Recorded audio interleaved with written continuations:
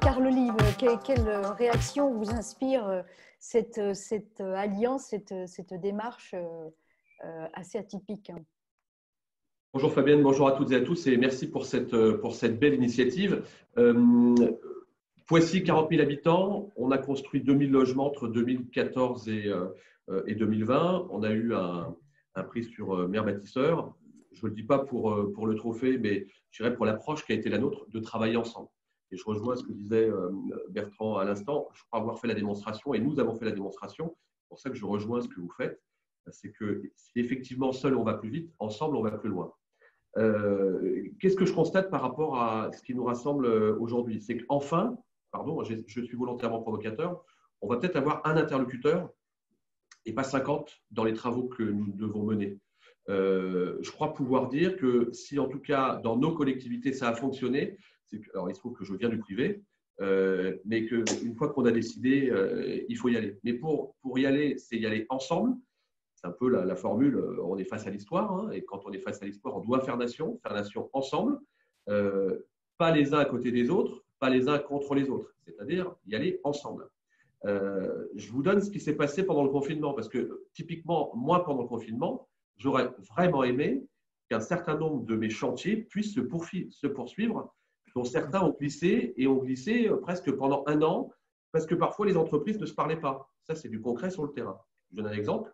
On a un grand espace, une crèche, une salle polyvalente sur un quartier qui nous a valu un certain nombre également de mise en exemplarité, le quartier de la Coudray, Agence nationale de rénovation urbaine. On est passé de 600 logements 100% social à 900 logements 70% en accession libre. Autant vous dire qu'on est sur une maquette de quelques 250 millions.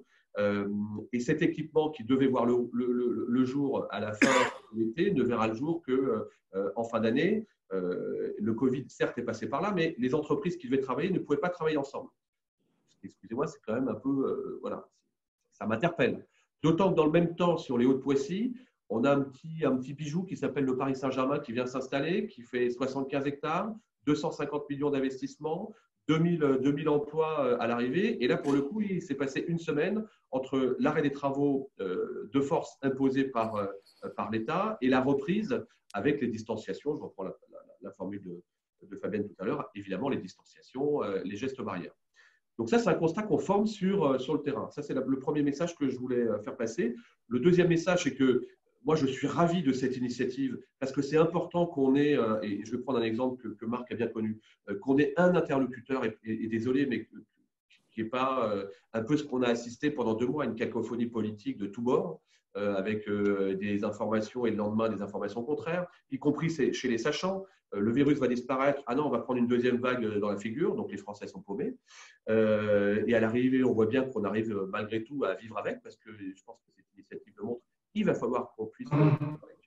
Le message que je veux aussi faire passer sur, à mon avis, cette bienveillance d'union que vous partagez ensemble, c'est ce qu'on a aussi vécu à Poissy.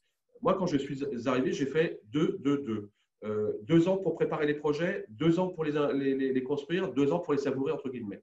Et on a un îlot Kodos en plein cœur de ville, mais vraiment en plein cœur de ville, qui représente à peu près 2 hectares, où on a quelques 500 logements à la clé, où j'ai expliqué aux différents promoteurs qui étaient là. Alors Marc est arrivé par la suite, je dirais opportunément, mais c'est peut-être lui qui avait compris peut-être le plus vite ce qu'il fallait faire pour que ça puisse sortir, en disant voilà, mettez-vous d'accord sur le prix d'acquisition, sur ce qu'on peut faire ensemble, mais mettez-vous d'accord avant le 31 décembre 2016, parce que Bon, bah, à la mi-2017, quand j'ai vu que rien n'était fait, j'ai dit les gars, stop et mot, hein, parce que sinon, l'élection, enfin, accessoirement un peu de politique, l'élection va avoir lieu en 2020 et rien ne sera fait.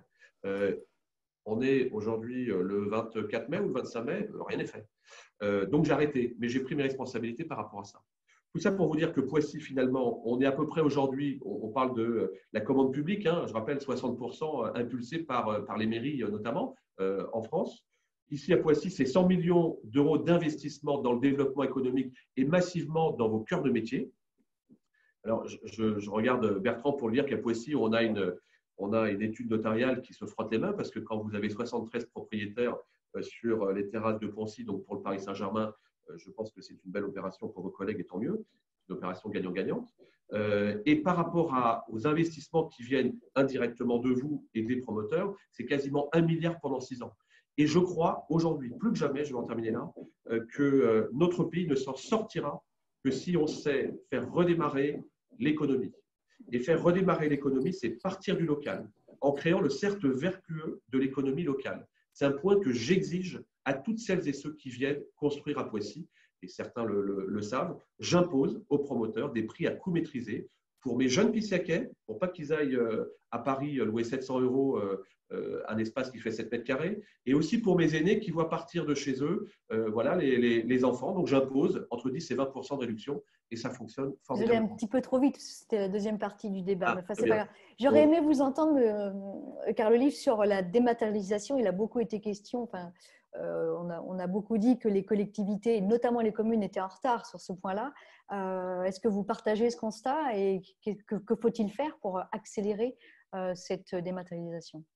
Je crois que la France est plutôt en retard par rapport à ça. Ce n'est pas simplement les communes. Un exemple, on le voit bien sur les séquences électorales. Ici à Poissy, pour l'installation du conseil municipal, j'ai fait appel au vote électronique. Je pense avoir été l'une des seules communes de France à le faire samedi. Il a fallu 45 minutes, là où il faudrait 2h30 pour le faire traditionnellement. Et ça n'a pas un jugement par rapport à mes collègues. Et quand je dis à un certain nombre d'interlocuteurs que ce serait bien de venir effectivement sur le vote électronique, on dit c'est compliqué parce que c'est des bases légales différentes, etc. Oui, enfin, si on n'est pas des darwinistes et qu'on ne s'adapte pas à notre société, je crois qu'on va rater un virage là. Donc l'idée de la dématérialisation, je trouve que va dans ce sens-là. En revanche, pardonnez-moi, prenez aussi vos responsabilités.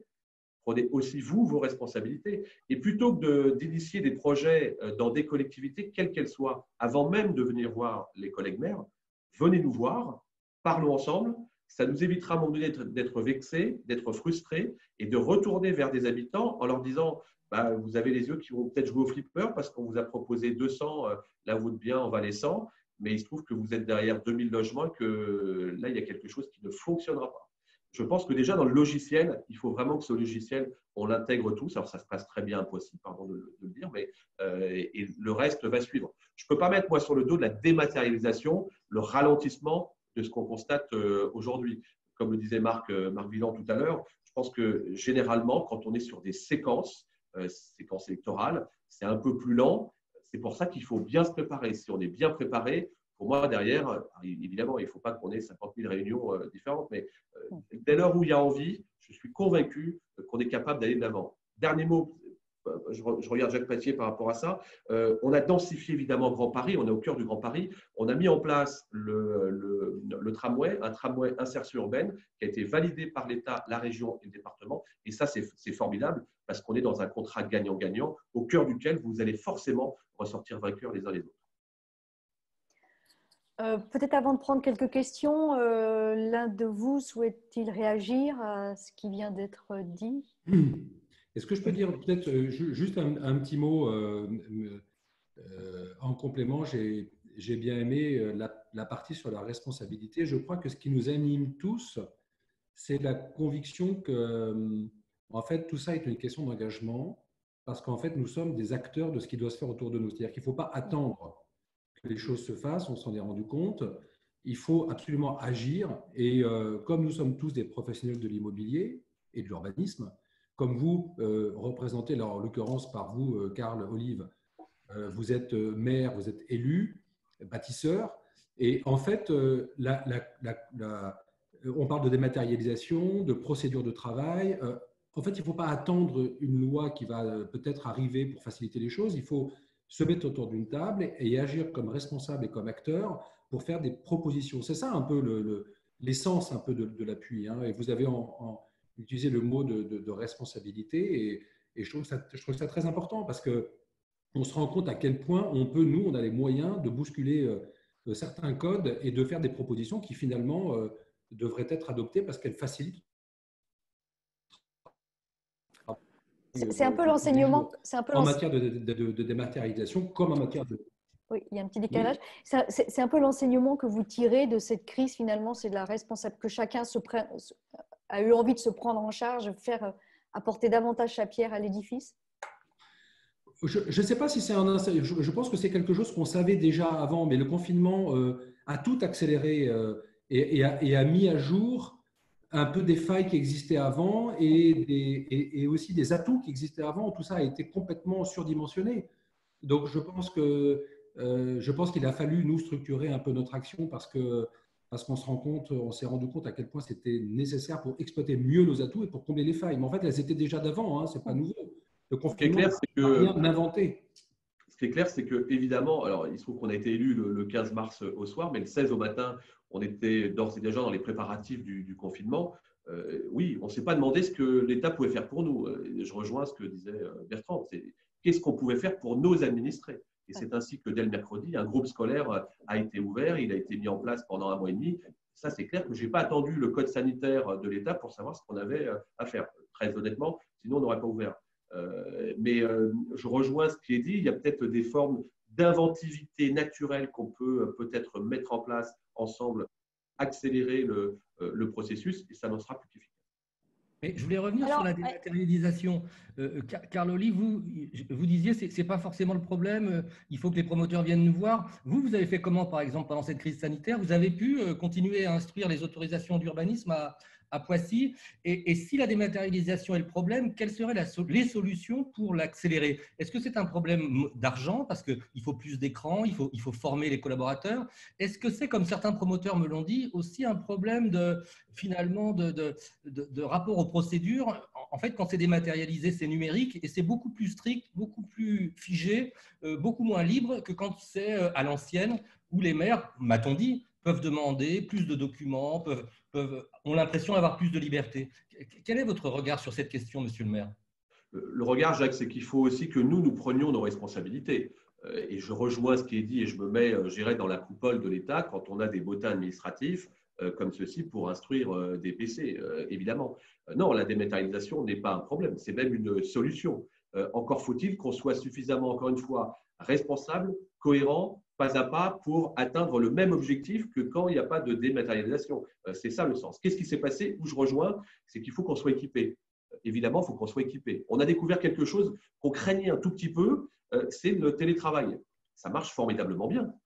854 agents de la ville de Poissy, quasiment 400 en télétravail, ça fonctionne et c'est efficace. Donc, on est capable de faire des choses pareilles. Après, il faut que nous autres, et là c'est notre responsabilité à nous maires, où je pense qu'on n'est pas bon, typiquement le transfert des DIA par exemple à la communauté urbaine. Je fais partie d'une communauté urbaine qui fait 73 communes, Marc le sait bien, communauté urbaine Grand Paris Seine-et-Oise, 405 000 habitants, 73 communes, la distance d'un marathon, 42 km et demi quasiment, entre Conflans d'un côté, Rosny-sur-Seine de l'autre. Bon, ben, les DIA sont transférés à la communauté urbaine. Si là, on n'a pas d'huile de coude, et là, c'est l'humain au cœur des organisations, pour dire les mecs, ça fait 2 semaines que j'attends la DIA, elle est prioritaire chez moi, et on nous dit, bon, on va faire une convention de gestion. Oui, ben, donc on revient au système antérieur. Donc là, effectivement, nous, on a à balayer devant notre porte, ça c'est clair, on a à balayer devant notre porte pour qu'il y ait de l'efficacité, du pragmatisme par rapport à ça. Et c'est vrai qu'il faut qu'on simplifie l'échelon pour que l'objectif commun soit atteint.